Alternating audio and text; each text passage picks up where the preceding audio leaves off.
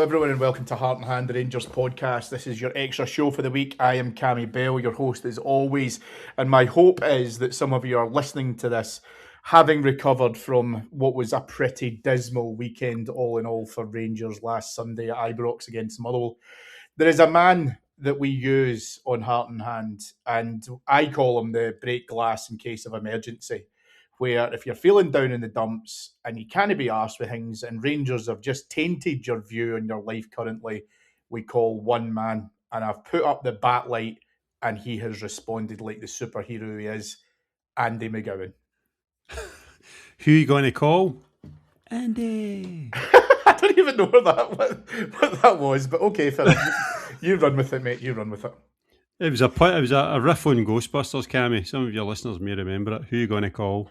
No, I get that, but how you've substituted Ghostbusters for Andy.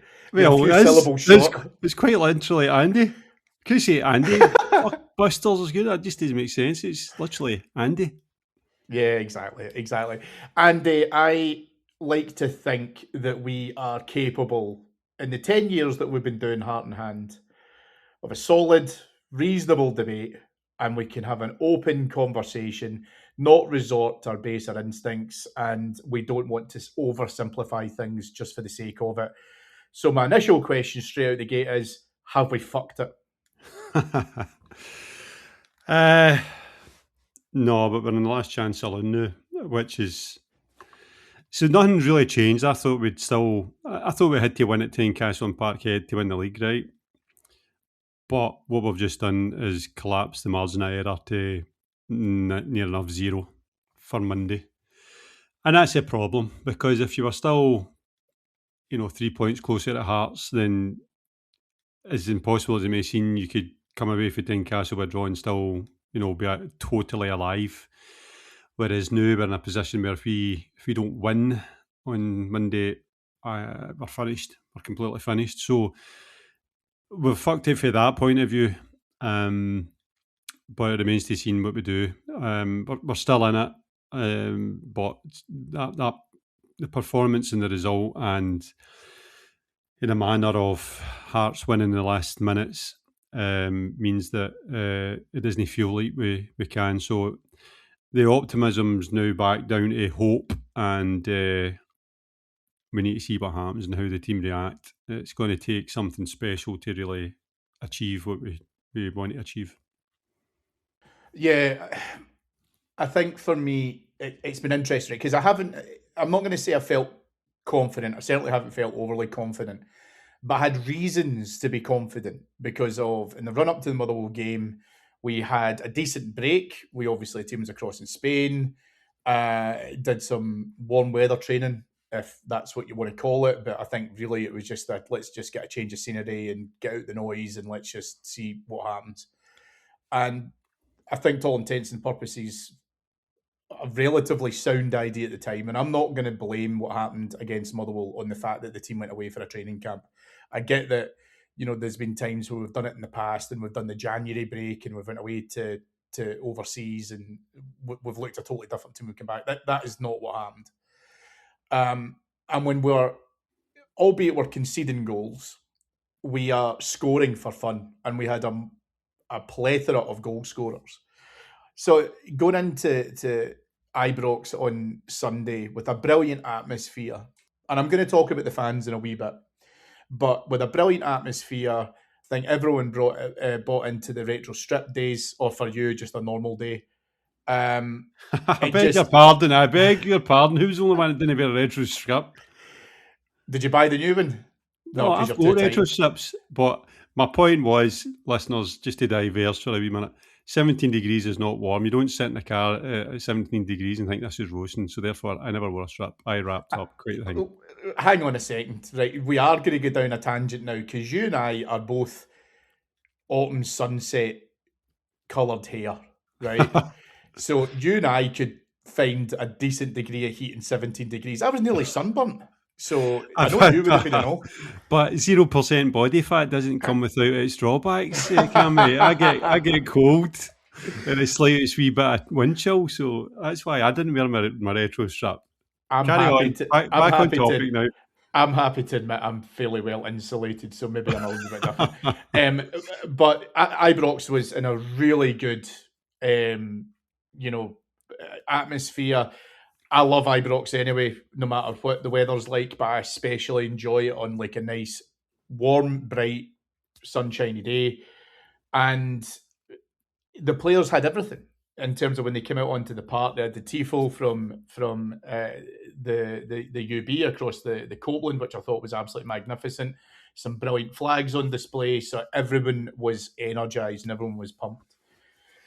And then the game kicked off, and it just looked to me like a disorganised team that struggled to be able to control any real tempo of the game.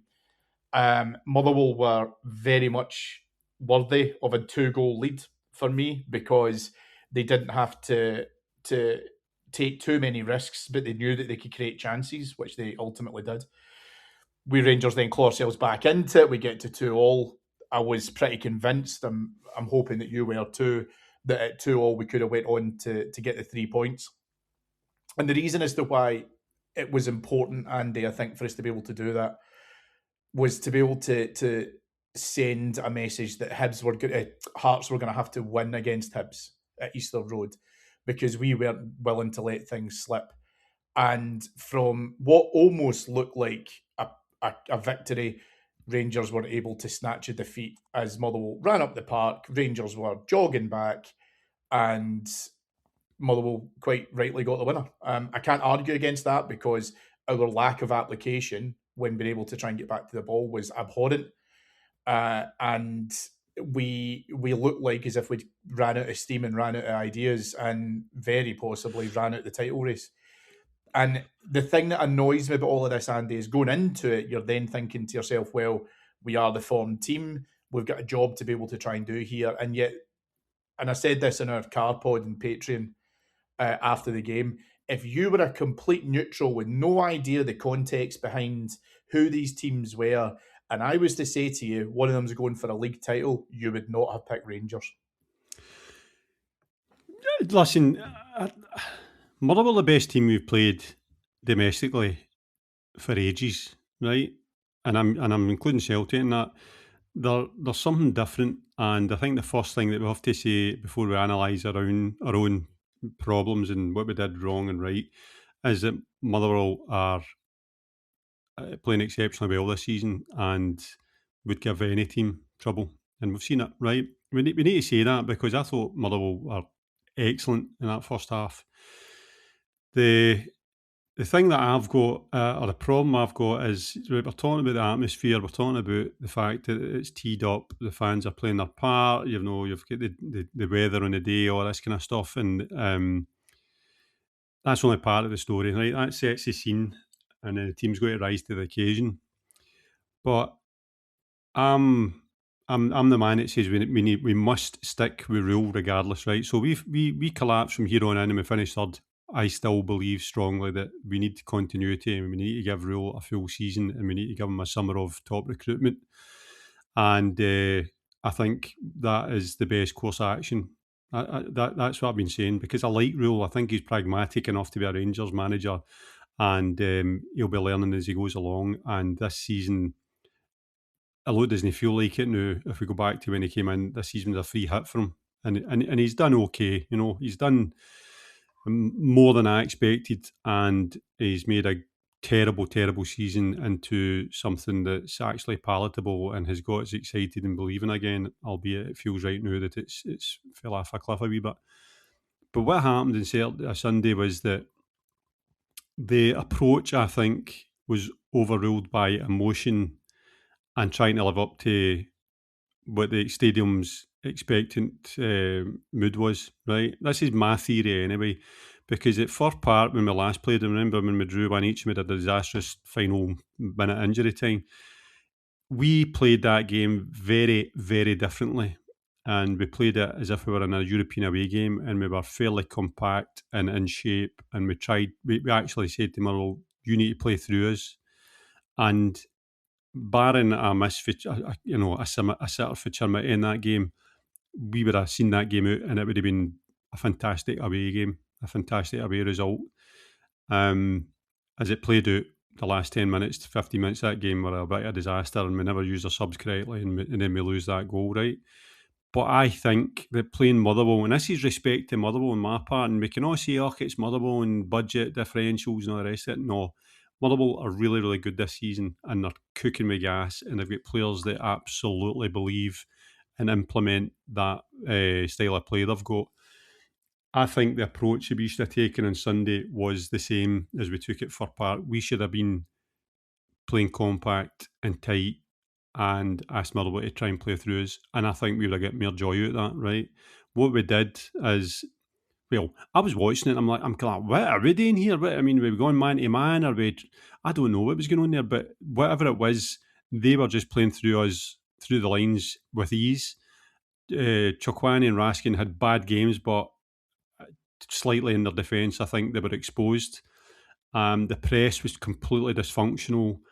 You can tell with Rangers, and I touched on this the other week, the last pod I was on, I said, you can tell within the first 10 to 15 minutes how we're going to do, because if our centre halves have got the majority of the ball and it's passing between them, the goalkeeper, and sometimes out the fullbacks, then we've got trouble, because the only time when we come undone is when we do not take the brave option and have our central midfielders, be that Chukwani, Raskin, Barron, Demande. If they're not taking the ball off our centre halves more often than not in a half turn, then we kind of play ourselves into cul-de-sacs. And the kind of ultimate proof of that is when you start seeing Jack Butland hitting it long, and then we all moan like fuck about his distribution. My argument is that his distribution isn't good, but he shouldn't be needing to do it, because the players in front of him should be taking the ball off him, and they should be playing through it. Whether it's going wide to fullbacks, whether it's playing it through the middle and asking your midfielders to take a bit of a chance with a man at their back, whatever way it is, I think that's the bravery factor. So there was a lot of things happening Sunday. Motherwell were playing through us with ease, causing us loads of problems, breaking with pace and power down each flank. They had runners, they had Elliot Watt passing through balls, and you had Chukwani and Raskin that couldn't screen they couldn't screen anything that day. Major problems. And then our kind of attacking force was more by chance and design. There wasn't much happening. We were looking for flick-ons, getting wide, cross ball, set pieces. It wasn't what we wanted in terms of attacking. So we had a major problem in first half, and I say that I think Rule he took the wrong approach from a pragmatic, cold, scientific point of view for me. But I actually understand why he's probably thought that Rangers support are going to sit back and accept our strikers sitting off and us sitting in a couple of banks of four and actually making them play. That's why I think happening Sunday. And I hope he learns from it, because it could be managed. See even in the Thursday or Friday, whenever the press conference is, you allude to it. You allude to the fact that this is going to be a different game. It's not going to be what you expect, what the Rangers fans are expecting, which is hear them, scare them, up and at them, attacking. I think that's suicide against Motherwell when they played like that. They were in bad form and they hit form against us, and I thought they were excellent at first half. So that's where I think everything went wrong in a nutshell, and it didn't change the personnel at half time. Credit to Rule, and he's no shy in doing this. He'll change it big style at half time. You can then say, well, if he's doing that too often, it means he's getting his starting set up wrong. But he did make the correct substitution. I thought Chukwani was stinking. I thought he was stinking in the first half against Falkirk. I think he'll be a fine player for us eventually, but it looks as if he's ran out of steam already. And it might just be the intensity of playing for Rangers or the way we play or whatever, but I would have Barron in on Monday, and I'd have Diamandi. I'd go back to where we were. We had that purple patch over, December, January. I'd get Diamandi, Raskin and Barron back in there, because I think at this moment in time that's a better balance and is probably more attuned to our needs right now, which is a bit of solidity. And then I go back to it. My opinion is we need to have a number 6 that can take the ball for centre halves, or else teams know they've got us on the hook. It's glaringly obvious to me. And just to top off, I've been reading on Twitter, there's been some good analysis, John Walker and so forth. There's been some good analysis which I read it and I was like, well, that's kind of what I'm saying, and I'm the tactical licensed genius, I think it's fairly simple stuff. Well, relatively simple. That's where I'm at, Cammy. Really, really disappointed in Sunday. And when we go to 2-2 at 70 minutes or whenever it was, I'm actually sitting there saying, right, the league is on, because if we win for 2-0 down here, what a message it does send to the rest of them, and what an injection of momentum it would give us, what a belief it would give us. And that last 20 minutes was I was going to say a disaster. It wasn't that bad, but it was majorly disappointing. And the big chicken that came home to roost was the fact that we had to play Chermity to the end. We don't have this fourth striker. And I go back to Miovski. Miovski started, was ineffective, and with Nadiri missing, we don't have another striker to bring on. Chermity was blowing out his arse behind it. He could hardly run. That's a big, big problem when you're pushing for that final goal. And then we get caught in the sucker punch, and Stephen O'Donnell runs the full length of the park, for Christ's sake, unchallenged. That's criminal, utterly, utterly criminal, even when you know that you're going for that goal and you're going for the winner. We should never let that happen. Really, really disappointed. And if we don't win this league, then, there's loads of points in the season so far that you can say, that's when it was lost, But I would say that is when it was lost, because this is the point where we know what is truly at stake. We know we can go and win the league, or we can blow it. And I think we went a fair way to blowing it. On to Monday and see what happens. Yeah, I mean, there's obviously a bit there that I want to kind of come back on, because obviously in the aftermath of the game, there has been a lot of focus on Rule. And I'm not saying that it's wrong. I think I'm in the same camp as you, where I think that we need to see a response against Hearts, which for me, and I will say it, I think will be our toughest game of the remaining fixtures, because of what I've seen of Celtic. I don't think that they're great shakes.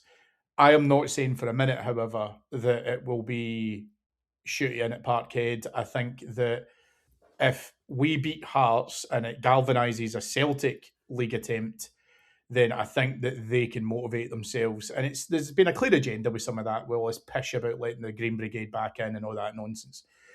So I'm not saying that it would be easy, but Hearts, for me, in terms of what I've seen of both teams, which albeit is a very limited sample size, I think Hearts look a better team. I think that they play more cohesively. I think Celtic at times struggle with injuries, with players playing with injuries. And so I think that Tynecastle, especially being at Tynecastle, by the way, will be an exceptionally difficult game. And so what I'll be interested in to see as to how we respond, because to come back to some of the points that you touched on there, I understand people's argument to say that you can't say that you were comfortable with the team that came out against Motherwell before a ball was kicked and then demand that the manager change it as soon as you concede a goal because he got it wrong. Well, you were happy with it before anything happened. Then I think what you see from that, and this is my own opinion, that when you see players struggling to be able to pass a ball, struggling to be able to follow a runner, real lack of creativity. You mentioned, Andy, about, we want to stop the Butland distribution by giving it to the players in front of him. I don't know how many times I counted on Sunday the amount of circumstances where one of our centre halves had the ball, usually Fernandes, I would say. He's looking towards the flanks and maybe he plays it out to one of the fullbacks. And then at that point, we're just cracking it forward regardless. So I don't know if it's the players in front of the players of Jack Butland, because as you say, that midfield, when it had to drop, it was doing so out of pure necessity rather than actual design.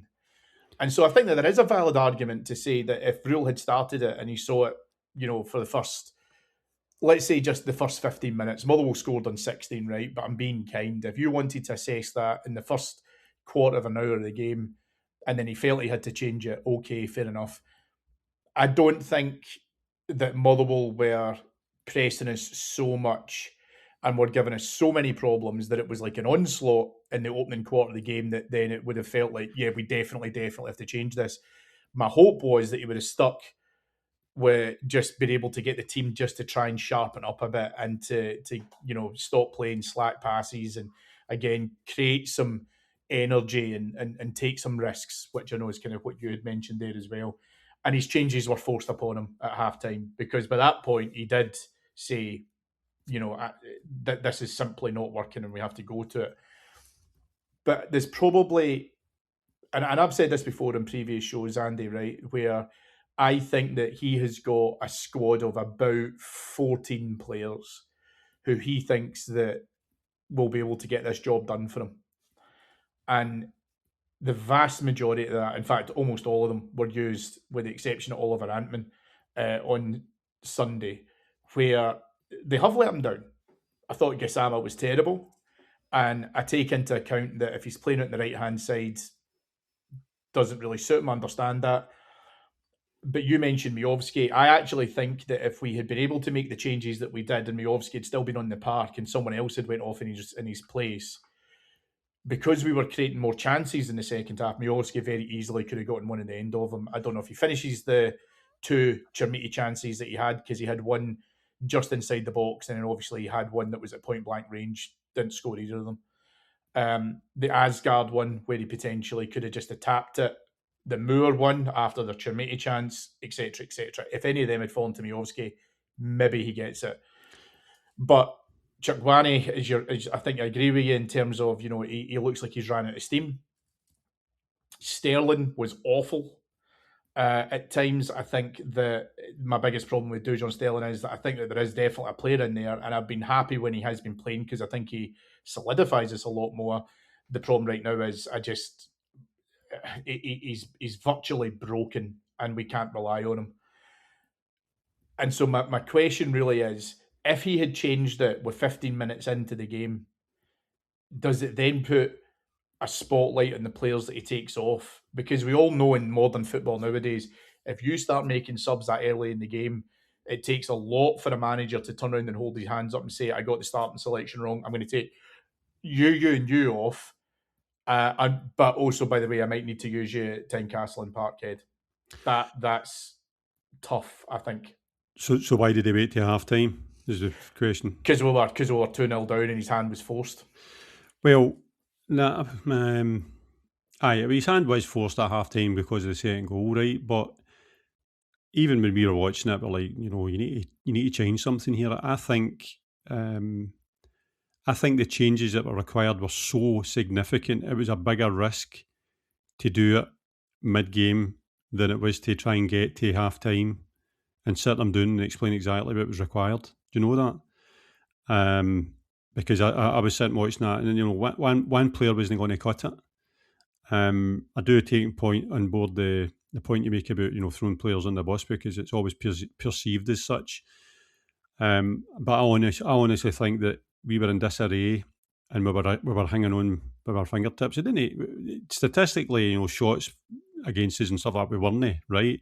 But in terms of stemming the tide and possession and stopping them doing the same again, we were, because they had another chance that should have been a goal, that one that flashed across and they knocked it wide. We had significant problems, and I think it was always going to be a 2 or 3 substitution solution.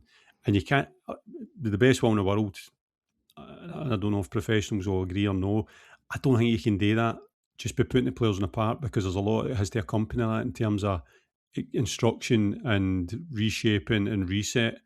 And it might have caused more confusion than I think it's oversimple to say you just get another 2 or 3 players on and all of a sudden it stems the tide and the game's changed. I think you've got to get them sat down and say, right, here's what we're doing and here's why he's coming on, and adjust yourself for this. So that's what I think, Cammy. Miovski, I've made my mind up about him, right? I don't want to see him here next year. I don't think he brings anywhere near enough in terms of all-round attributes. He's no power running. He's not going to win you flick-ons very often. He's not going to beat a man. He's, set up play and outside the box play is fairly basic. I just don't think it's going to work with him unless something dramatically changes. And he had to come off. So we're talking about, would he have put the chances away? He probably would have, but the offset of that was that Moore had to come on, either take off. I don't think he was ever taken off Asgard. Asgard actually, and I know I'll take stick for this. I thought Asgard was fine. He was just holding the ball. He was creating a wee bit here and there. He should have done better with a couple of chances. But I thought he was doing what he was supposed to be doing, just didn't do enough yet. So I don't. Moore changed the game for me, and so did Diamandi. They were impact substitutes that came on, and it's no much more than energy and drive. Right? Let's. It's not all about tactics and formation. Sometimes all you need is a bit of balls and energy and drive, and I thought both of them brought that in spades, and the rest of the team reacted to it to a degree. So, I mean, it's all if buts and maybes, but it was always going to be a tough ask. But to get it back to 2 each, I thought we will win this now, and if we don't, then it's the opposite. It's just it'd be a complete failure. I'd attain a point. Absolutely, I'd attain a point. And on Sterling, I've said this, right. I like him. I think he's a defender's defender, right. He understands where to be at the right time, but not to conflate it with Tavernier, because we're spoiled in terms of a technical ability right back and what he can do in attacking sense with Tavernier. I'm going to say something radical. Dujon Sterling is not at the technical level to be our long-term future right back. He isn't. He's rangy. He'll get by defenders by knocking it past him, and he'll fire a crossover. I don't think there's much more than that, and therefore, when you couple that with his lack of durability, which is becoming increasingly, default. This isn't a case of John Suter, where he eventually brings himself back up to a physical state that he's going to be durable enough. I think Sterling is Sterling, and that is the way he's going to be for the rest of his career. He's going to break down. He's going to have to be managed, and you've then got to get to a point where you're like, right, well, does he become a specialist player for us, where we'll only play him like, he's great against Celtic because he's up against Maeda or something like that, or away from him, you get him against a speedy winger to nullify that, and you forgo that attacking output. But Romans is setting the standard for what is required in terms of our next signing at that right back position, because the left back position, we can see a guy here who is robust, solid, and can give you a really cracking defensive and attacking output. He's an all-rounder. And for me, I never ever really seen Sterling as that. I hoped he was, but I never really seen it. I think his best position centre-half. I've said that 100 times. I think he's good at centre-half. He doesn't need to do half the running he has to do as a right back. And he's good at defending, and he's good defensively, and he's got enough pace, that you could play a high line and stuff like that. Not tremendous in the air, but good enough. I think that's his best position. And then if you really want to know what I think about Sterling, I thought his best position was under Clermont in the middle of the park. But I don't think Roll sees that. Because if you think about what we were missing on Sunday, in terms of that screening I'm talking about, somebody that can break up play, somebody that can just win the ball and pass it to the next guy, I thought Sterling used to do that fantastically well under Clermont for that wee period he played under him. But again, you've got to be durable, you've got to have legs, you're probably running 15 kilometres, 13 kilometres a game. That would kill him. So we've got a problem there. Sterling becomes a squad player for me next season. Oh, we can't replace James Tavernier with Dujon Sterling and think that that's an adequate replacement. But that's been the common wisdom, Cammy.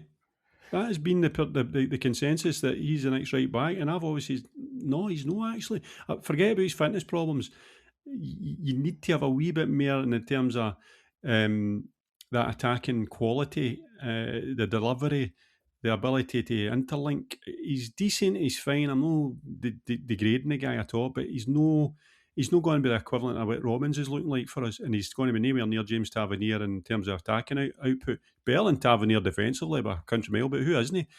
But we as a Rangers team, and the way we play, our fullbacks need to be have ability and quality in an attacking sense in the final third. Yeah, but I made this argument, I think, after the Tavernier announcement about his leaving the club. I was like, Sterling's biggest issue is his availability. I agree with you, by the way, from a technical perspective. I think you're bang on the money. But I wouldn't even entertain a conversation where Sterling could be considered as the default natural selection for right back. Rangers have to buy somebody. Now, I think most people that I've seen as a result of this are quite I'm not going to say that they're pleased about Tavernier going, and we've discussed Tavernier already, so I'll only go back down that road again because people want to listen to it, they can go back and listen to it. But what I'm pleased about with this is it's forced Rangers to address an issue that we've had for years under a number of managers who have never properly addressed the right back position for potential cover for James Tavernier. We've never done it. Or succession. Precisely right. Nathan Patterson was a little bit of the thin end of the wedge of that. Obviously, he moved, quite rightly so. Absolutely right thing to do, so I totally get that. But Rangers never really came back to readdress it. I've never wanted Sterling in at right back. If I could put him into another position in the park to play him, I think he's far better suited centrally, again, as you said. And I'm not going to be a hypocrite. I've said before, I think that a defence that can have Sterling in the middle of it, I don't have any issues with. I really genuinely don't. Even when we went through a defensive crisis across the period of this season to date, Sterling still would have been all right with that. The problem is we can't rely on him. And that is the issue. And now the Tavernier departure is going to force Rangers into being able to get a right back. And you're completely correct. And I've heard a lot of people say this. Fundamentally, what we need to be able to do, what we should be aspiring towards, is replicate Romans at right back. Because Romans has it. Of course it is. That naturally, that's a caveat. But if I'm being perfectly honest with you, because we've ignored it for so long, I think Rangers now do have to pull the finger out and say, right, we really do need to be able to understand what a unique opportunity this gives us to be able to try and replace James Tavernier. It won't be for anywhere near the same level of longevity. I don't expect to buy somebody who'll be here for 11 years. But what I'm saying is, when you take Tavernier out of that team and you take out the goals, you take out the contributions and assists, then it's a big hole that you have to fill. Sterling is not the answer. But what I will say is just kind of bringing this back into looking ahead towards Tynecastle on Monday, because of the Sterling injury, and at time of recording, we haven't had the press conference, so we don't know the severity of the injury or anything like that. It looked like he was sore to me, Andy. When he went off pretty much across at the halfway line at the Govan, obviously walked all the way around. He was moving very, very gingerly. And given his history, it would not surprise me whatsoever if that is him out for the rest of the season. So now we are back to James Tavernier having to play the remaining games. So we've got 360 minutes that we're going to have to get out of him. So I'm no heartbroken, and people know I rate Tavernier, but I'll go back to my point. See, against Hearts, we will be better served. We're going to be playing set pieces. They're going to be key. They're going to be the majority of our chances, right? Unfortunately, that's the way I see it going. And we've nobody else in the team. I mean, look at Asgard's corners, right? Diabolical. Can't get past the first man. Free kicks aren't much better. And then the building of play up the wing, I think we get more out of Tav than Sterling. So, listen, his time's been and gone. Tav, he's going now, so that's the end of it. But on Monday, if Sterling's no fit, then Tav brings something that Sterling doesn't. Just like Sterling brings something that Tav doesn't. Defensively, it's like yin and yang. What do we want? But the last thing I'm going to see in the right back position, Cammy, is it's, Romans is giving us an insight into, well, geez, you can pay £3.5 million for a decent enough league with a decent enough pedigree at the right age and get somebody that looks as if they're an all-rounder. The problem is, he might be a unicorn for us. You look at Max Aarons, who on paper, his pedigree, he's moved for big money in the past, he's came for the Premier League, and I don't think he's actually, I think he's defensively sound, I think he's actually a decent defender, but you just look at what he can do going forward because of what we are used to, right? We now look at right back, checking back and knocking the ball in as what's all this about? Because we're that used to building play and what Tavernier does. So we need to calibrate our expectations about what our next right back looks like, and it'll not be the same. It's going to be a different type of fullback than what we're used to. Well, I mean, I think it's a good point in terms of when we are going to talk about the game on Monday night, or sorry, late Monday afternoon, where I couldn't agree more with it. I thought not only were our corners diabolical before Tavernier came on, so were our set pieces. And to have 2 or 3 free kicks within 25 to 30 yards of goal and not be able to force a save for the goalkeeper is absolutely unacceptable. So Tav's inclusion, I think, solves that problem because when they have Asgard take another free kick in his life. Really? See, so I thought he was unlucky with the wee one that him and Miovski worked, the one at the back heel, the Sky's back heel. I thought he was in the tin of deflection. I don't mind that, to be honest, Cammy. His corners were guff, right? And albeit you might be saying, somebody should be getting to that front post, but... Yeah, but the problem for me, though, Andy, is, and I don't know if this is a deliberate instruction for Scott Fry, right? I really don't. But the reason as to why I don't want to see it is I think Tello Asgard took one of the greatest free kicks that's ever been scored in that stadium. I really genuinely do. Genuinely, because, and I don't care about the opposition, I said this at the time, I think it was a stunning, stunning free kick. I don't even think top flight keepers in any division are getting close to that free kick. However, his free kicks on Sunday were pish. Mm-hmm. And I think that for me, if he feels that he's better off taking a crack at it, then he has to make the decision on the field. But I think his confidence was pretty short because, as we kind of said there, corners were not getting by the first man. He maybe didn't feel confident being able to try and strike it. He took one of those free kicks where he did that slide rule pass and Motherwell awake to it. In fact, they very nearly closed it down before we were able to even get the shot away. But all of that being said, I think that's why, even if I think what we have to be able to do, and I don't know how we address this problem with the right hand side. I don't know if it's Oliver Anton or not. I really genuinely don't. I can't, if we're going to be playing Tav for 90 minutes, because I also don't trust Max Aarons, but if we're going to be playing Tav for 90 minutes for each of these key games, I'm not even focused on Hibs and Falkirk because I think the die will be cast by that point in terms of what happens in the next two games. But if we need to get 180 minutes out of Tavernier now at Tynecastle and Parkhead, I would be saying to whoever plays in front of him, you're doing my running. Because as much as I want Tav to be able to get up and down, he can't recover. He can't go and cover the same distance any longer. And I think that's not a criticism, by the way. I think it's just the reality of it. And I understand why, and I'm not blaming him for it. But what he can deliver to us from a set-piece scenario could make the difference again, because set-pieces have been important for us. They're completely null and void when, like you say, you can't beat the first man, or you did whenever you're taking a free kick in the edge of the box. But the right-hand side needs addressed. I would still be playing with the two up top because I think that Chermiti, his hold-up play has been excellent. He's night and day to what he was. I mean, absolute night and day to what we saw early on in the season for Chermiti in terms of his hold-up play. But while he's recovering the ball on the halfway line or 10 or 15 yards inside the opposition half, he can't do much with that if he's then expected to get into the box immediately thereafter. He needs somebody else up there that can play further up that central line for him. So I spoke earlier on about Diamandi and Moore bringing on energy and drive.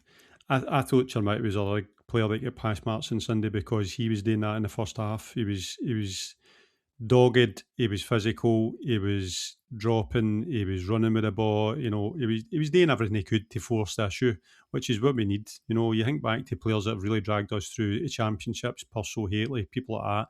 They've had that same kind of. I'm not mentioning him in the same breath, by the way, but I'm saying the recognition in themselves that they are a key person that has to deliver.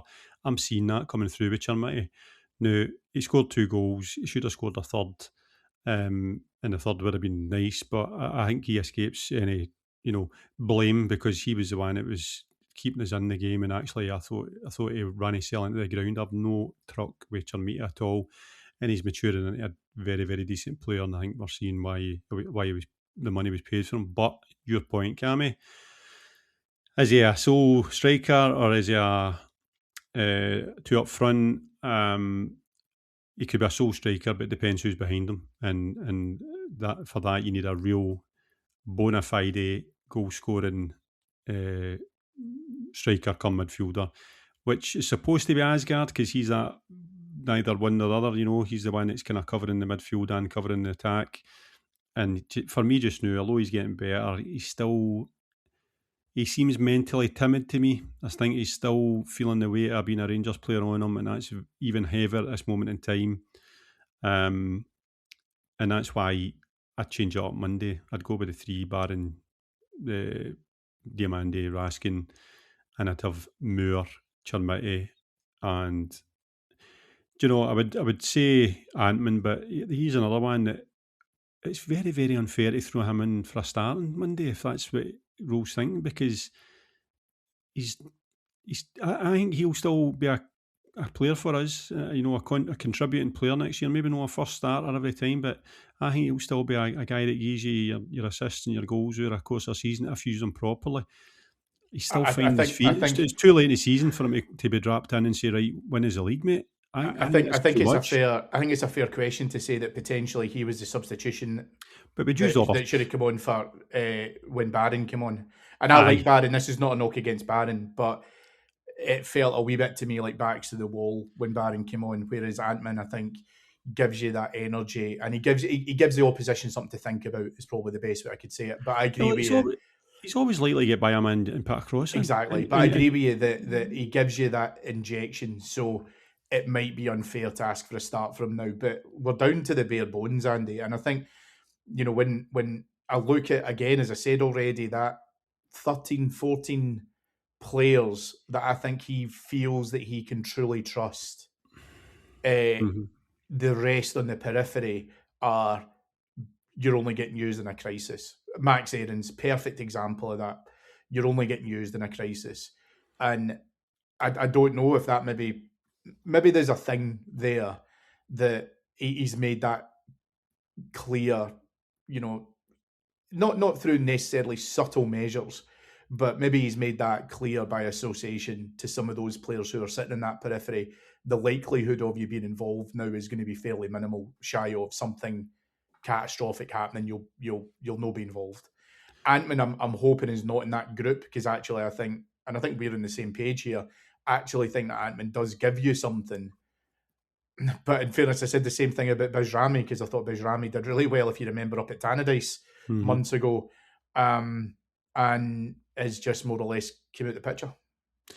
Aye, yeah. The rule is he's either got his favourites or he's got so many he doesn't trust that they end up looking like favourites. I think it's the latter. I think he's getting more that he doesn't trust than he trusts. So therefore, you could look at likes of Gassama and say, "Oh, that's one of his favourites." I think he just trusts him more than the next guy.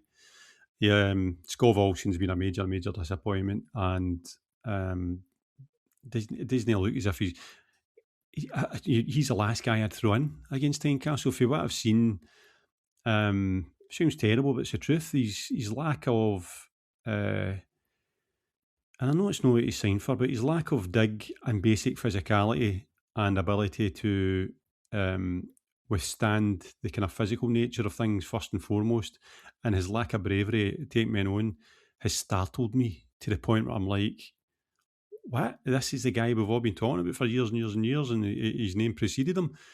He's been abject, really, and therefore Antman is before him, and for me, Bajrami would be before him, I've got to say.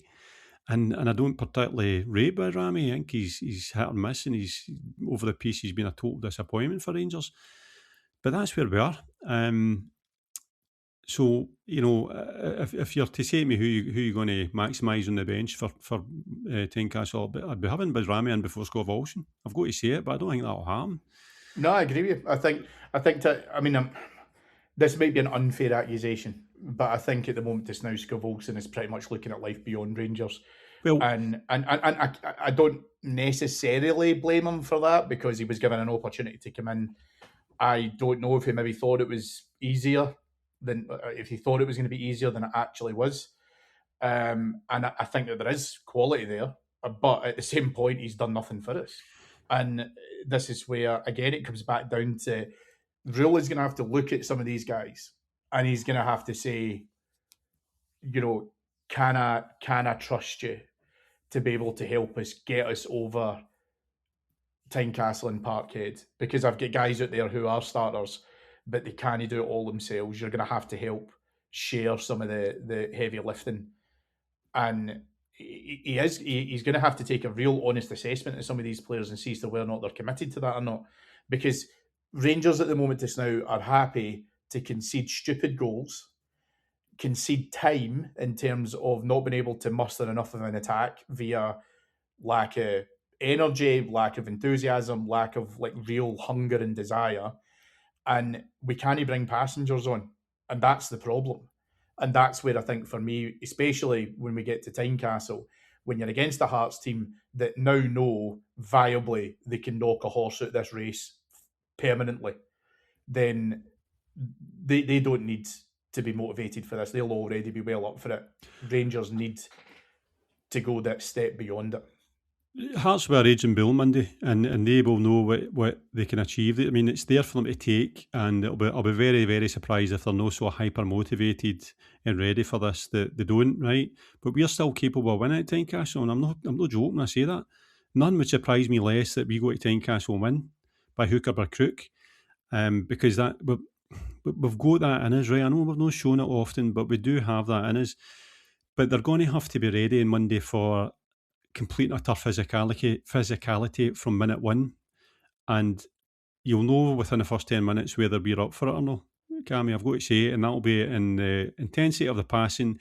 I'll go back to the parts of play for fucking knocking it back to bottling more than we're actually progressing through the lines or up the wings. Then you will know that we're going to invite so much pressure on us that we'll wilt at some point. So the first 15 minutes are critical. Absolutely critical. It's like Tynecastle at the best at times, right? Even with a shitty Hearts team, but for this one, it's going to be so much more intense. But we know ourselves, because we've been on the other side of this, where we have a fully expectant and rampant Ibrox, and teams come and kick us up the arse, and the place goes flat, or you lose the first goal, and the next thing your mind wanders to, are we going to blow this? And doubt creeps in. So that can happen there. They're not going to be without nerves. They might be on their tails up, but they're not going to be without nerves. But we are going to have to have every single player playing to their max, joined up thinking, and take our chances, which is obvious. But and we're going to need a wee bit of refereeing luck, because I say that every we're no good enough to overcome the things that we've seen this season in terms of poor decisions against it. And again, I've said this to you all privately in my wee group chat and to my pals. The reality is, right, you can pick the bones with a full season and say, oh, about this, oh, about that. 2 games against Hearts, 2 decisions, and if they'd been handled correctly, we're probably sitting in the position Hearts are now, 4 points clear of them. So let's not lose our shit or and this is why I go back to Rowan saying, right, well, I hear folks saying, if we finish third, that's totally unacceptable and he needs to go. That's a kind of arbitrary and destructive, retrograde way of thinking. The margins are going to be so thin this year that the difference between first and third could be really, really slim. So therefore, you don't throw the baby out with the bathwater. And I go back to, see, this season, I think some of the refereeing decisions have been disgraceful. It's no why we are where we are. And I'm not making that an excuse. And we have had an odd occasion with the rub of the green, Motherwell at home, that penalty decision against Fernandes is the one that jumps to mind.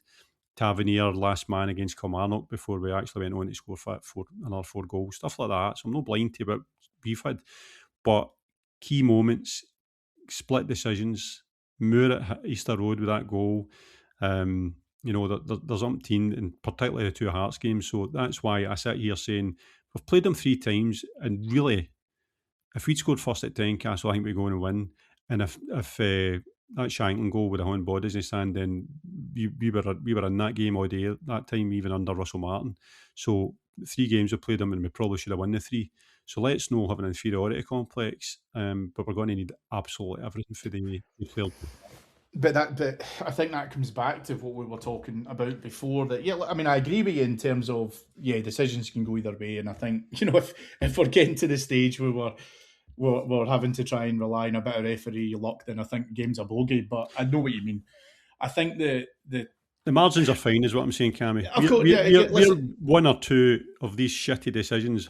If they'd went for us, we would be clear at the top. Whereas you look at Celtic, and I'm not going to turn this into a referee show, but you look at some of the decisions they've had. Aberdeen, that goal for Negrin, and the you never see the line. Things like that haven't been going our way. It's split decisions more often than not. So I feel aggrieved, but I also use it as a kind of pacifier for myself, maybe, to say, right, well, we're behind, but should we be behind? No, it's been very, very fine margins. But there is also, and this was the point I was going to make there, was whilst I agree with you in terms of sometimes the ball bounces for you and sometimes it doesn't. I do get that, right? But for me, Andy, this is where it comes back in the players. And we can talk about the Shankland handball. And I said at the time, by the way, if you remember, the following week, Martin Boyle handballs it. And because Shankland came out the week before and said that was a handball, by the way, like I was waiting for the goal to get chalked off. I think that because he said that, we get the decision against Hibs, and then obviously that kept us in the League Cup. But the point I'm making is, though, that when you go back to that period of time, at that point in the season, you're no challenging for the league. You're almost to a certain extent in a bit of recovery mode because of what was happening at that time. And I think that the reason why I mentioned that, and I'm going to dovetail it into the comment he made about Danny Rule, was and whether or not he should stay or not, is what Danny Rule has effectively done, and what we are, I think, we really challenge ourselves with being able to look at things within a holistic viewpoint, because we've went for, Christ, we're in relegation spots here under Russell Martin, to Danny Rule being able to claw us back into a title race. And there's loads of different variants to that argument. You know, the other teams around us haven't been great. We've been okay. We've had a good run of consistency for a wee while, which has then allowed us to be able to come back into it. But in the here and now, and when it comes to 5:30 on Monday at Tynecastle, what I missed from last Sunday at Ibrox was the players believing that they were in a title race. And that's where we are now. So whatever happened, Hearts against Ibrox, because I think you're right. I think, and we'll probably do this as a show at the kind of once the season's wrapped up and stuff, that there are several pivotal moments throughout the course of this season that, had we been able to turn a draw into a win, the picture would look very, very different. And that's it, right? It's sliding doors moments, right? But I think what we need to see from this Rangers team, because I'm not sure if we will. I think that we almost could use something that you and I have seen for decades in our favour. Because I think the point that you make is really, really interesting around the fact that Hearts will be nervous.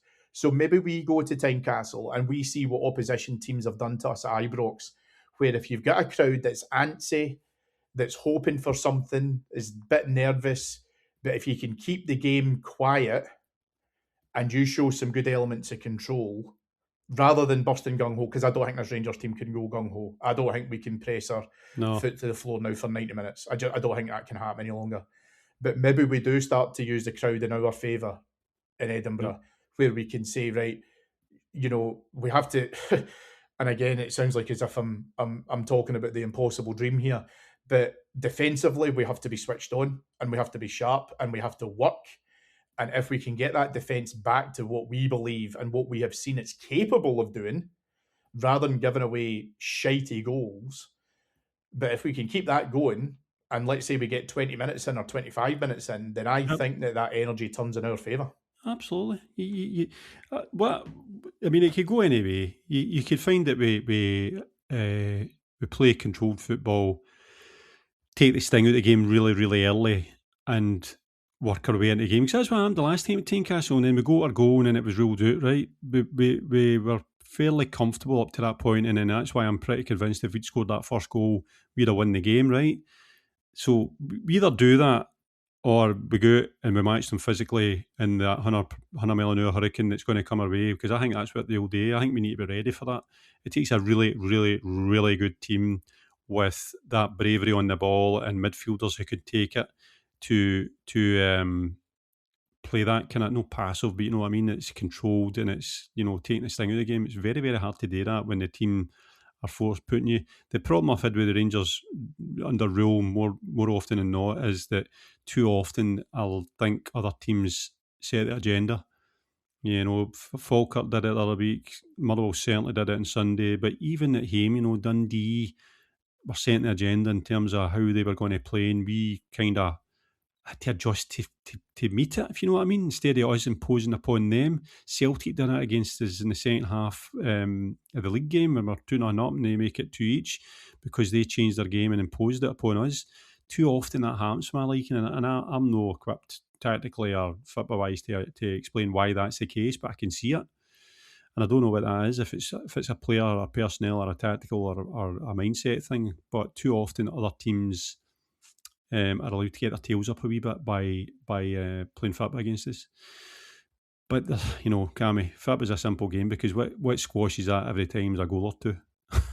and I still think we're light in firepower. I've said that for the middle of the rule reign. I've said if we're to falter in this league title, then it's probably going to be because of firepower around the whole team.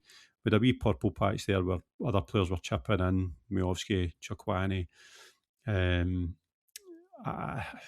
we had another striker of established means, I think it would make a hell of a difference to our last 20 minutes. Hell of a difference. And again, I don't want to pick on him. That's why I don't like Miovski, because you start him, he's not really contributing. You bring him on, occasionally he's contributing. Done against Falkirk, right? But he's not a guy I would look to the bench to change the game.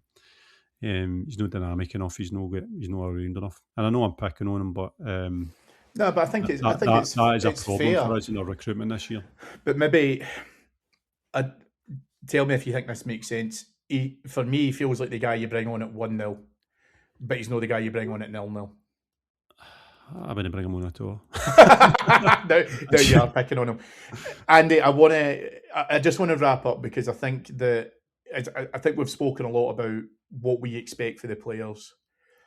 And if I was Danny Rule, the one thing that I would be putting back to those players is that earlier on this week, Rangers announced that we had a 98% season ticket renewal take-up, which I think is absolutely phenomenal when you consider what's been happening across the course of not just this season, but I think a lot of those people would have done that even after the Motherwell game as well. The support is there. We mentioned about the atmosphere getting into Ibrox on Sunday. And I know it's a big if, but if we are still in a league race when we get to Hibs for our final home game, the supporters will be there. And if I was Danny Rule, I'd be saying to every single one of these players, look at what we can do if we were able to get results in the next 2 games. This is what the support are giving us, and this is how they're behind us. That's what I'd be saying to these guys, because we are turning up and we are paying and we are taking time out to go to Dundee, 6 times a season and away to Dundee after all. Well, I know. I mean, you have to. That's the nightmare of it. See, if I'm being honest with you, as a part of me, it's quite looking forward to going back to Perth. But we'll get at least we'll get tickets for it. Exactly. Well, you say that now. Who knows? But we are there for that team, and we need the team to be there for us. And they've got 2 massive games to be able to show that. That is the message I'd be giving to these players if I was the manager. Well, you open the show with, who you're going to call. This is why you call me, because I'm going to tell you right now, the future, regardless of how this league title ends, is bright, right? We're in a situation where off the park, I don't think we've been in this rude health for a very, very long time. We seem to have an owner in Kavanagh who is not only a quiet leader when it's required, but also is open to absorbing and learning and listening, and the kind of win, learn, change thing. You do something, you say, right, that's good, we'll do it, we'll change it, he's just getting better and better at it, right? I think the appointment of Jim Gillespie has went under the radar because he's not really put himself forward yet, and I think that's because there's not been any need for him to do it, even despite all the shenanigans with the Celtic carry on and all the rest. And I know he hasn't fully taken up his post, but I think he's a guy that is tuned in to what's required in the west of Scotland and Scotland in general and Scottish football in general. And that is what we've been crying out for a long, long time.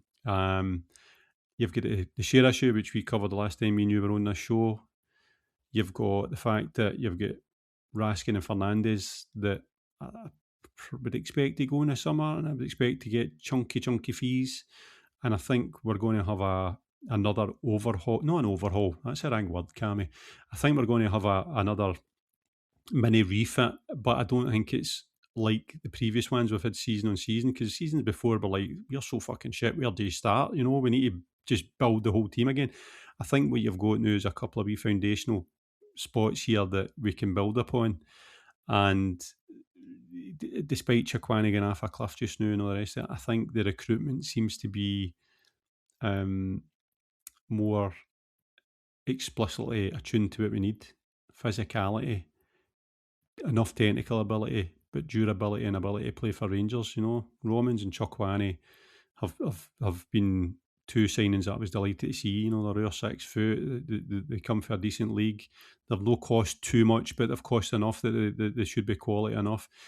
So this is why I go back to my point, Cammy, that we can't just throw the baby out with the bathwater year on year. You've got to at some point say you've earned the right to continue and build again and again, right? It's the same as Gerrard. Gerrard had shoots a recovery and then you'd have a setback. You'd have a shoot a recovery and then you'd have 2 setbacks. But you could always see the trajectory. And you need that wee bit of luck here and there, and you need to make sure your recruitment gets better each time, and each iteration of your team gets better and better. The funding's there for now, and I think the will's there as well. And the fans have played their part because, with fans, good fans, and I'm going to judge MD, but, killing their continuous credit mid-season. That's how bad it was getting. Total destruction of belief and connection, and Russell Martin was a disaster that could have set us back years and years and years. We've right-sided the ship within the same season, which I didn't think was going to be possible, Cammy. So you've got to be grateful for small mercies. As much as we want to win this league, and I'll be gutted, we're really gutted if we don't, you've got to just take a dose of reality and say, right, we've got something to build upon here. There is something that can be done next year, and if you get the same return for rule that we've got to the period that we've had him for next season, you're probably going to win the league. And I go back to his pragmatism, because you can look at Bertlasco at Motherwell, right? I watched him on Sunday and I'm like, fucking wish Rangers would play like this. But problem is, Cammy, it's all right doing that with Motherwell. This isn't any disrespect, but Motherwell will face teams and they're not really going to change the way they play. And you could tell, they know what they're going to face every week. Because if they face St Mirren are going to play the St Mirren plays. Whereas with Rangers, it's equivalent to, down south, I talk to my colleagues in work that are English and they don't get it. I say, can you imagine playing a league where every week you're going to a small, tight FA Cup away ground where the full house is playing for your blood and every player playing out their fucking skin as if their life depended on it? I says, that's what playing for Rangers is. So the quality might not be the same, but it's a different type of football. And that's why I always say a Rangers manager has to be pragmatic. We cannot have ideologues. It would be lovely to have it, but you've got to have a team that can play on the front foot domestically, but can also play the European game. Gerrard balanced that tightrope very, very nicely. And that's a hard thing to do, and it's a hard thing to build, and it's a hard playing squad to actually get attuned to that oscillation of what you need. Excuse me. So that's why I'm no surprised we've got 98% uptake. I think you're right, Cammy. Even if we had left this to after the leagues died, I think we would still have very high 90s. But the club have, by design or chance, threaded that feel-good needle very, very nicely to make the renewal window coincide with a real good bit of momentum that we had, and before we've hit the split where it actually could, fall off a cliff. So it's money in the bank. The Bears are there. What's new? Nothing. We'll always be there. Yeah, true. But and by the way, Cameron, the last word I'll say, economically, it says a lot as well. A lot of people can't afford these season tickets and they'll still do it. A lot of people can't afford to go to away games, but still do it. A lot of people can't afford to go away to European games, but still do it. They make the sacrifices. This is the thing that I think a lot of outsiders take for granted with Rangers and other big clubs that see supports like ours. A lot of money goes out and other things go by the wayside, whether that's family time or holidays or whatever. That's what makes supports like Rangers so special. It's the money they fork out above all else, and just now, I think it's utterly incredible we've got that. Listen, I get it, but I genuinely think that we would have got to 100%, Andy, if Rangers had come out and announced that we will never ever have a Player of the Year dinner the same night we are due to play a potential league decider. Yeah, I know they're a money spinner, Cammy, but how much money do we spin out it? Just forget it, default, and just put the things on Twitter. I know. I get it, mate. I get it. And listen, I agree with all your points, but I think to surmise them in a more succinct manner. Aye, succinct would be better, Cammy, I can blather. I know, but I think that, you know, what I'm taking for everything you're saying is that Miovski could be an option at right back next season. Probably preferable to striker, but then true. I've got my wee bean about it about him. Listen, I wouldn't have been able to tell. I know he listens to the show, Bojan. You proved me wrong, mate. You go out and score a hat-trick at Tynecastle, and listen, I'll be the first to say I was wrong. Yeah, no, I can understand that. I can understand that. Right, well, listen, that will do us for this week on Extra. David will probably be back with you, I would imagine, next Tuesday, because obviously the game is Monday, and he'll be back with you to unpack everything that has happened at Tynecastle. My hope is that you've got the energy to listen and a passion to listen, because we've come away with a great result. And genuinely, I know it's a tough slog at the moment, but we do always appreciate your support, even if it takes you a few days, if you're like Andy and I, to be able to recover and get back into the world of all things Rangers, because let's face it, you're never away for too long because of your love for the club. Thank you to the Rangers Youth Development Company for their ongoing sponsorship of our live shows, our free-to-air shows, I should say, across the course of this season. And thank you to Mike Lee and Paul Myers, as always. Thank you to you all for listening. But we've been able to make this to over an hour, Andy, which I think, given the state of things, is exactly the reason why I know I picked the right guest for this week. Because I'm a gobshite? No, listen, because I think your points are always good. You've got some sort of accent that some people seem to enjoy. I don't quite get that myself, but it's where we are now. You can inject a bit of humour when I lead you down the road. You can, with a wee bit Abbott Costello that way. And yeah, just as I say, I think the people enjoy Andy McGowan. There is no other way to say it. Well, do you know what? I've got a theory. It's because I'm only on it every now and again. Absence makes the heart grow fonder. If I was on every week talking about how Rangers are getting beaten and no in the league, I'm pretty sure that by association I would become enemy number one. But see, before I become enemy number one, can I ask one more thing, Cammy? Of course. There is somebody out there sitting on a Hearts ticket, home end or away end, that isn't going to go.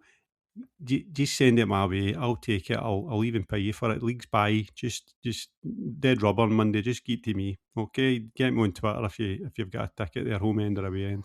How's that for desperate, Cammy?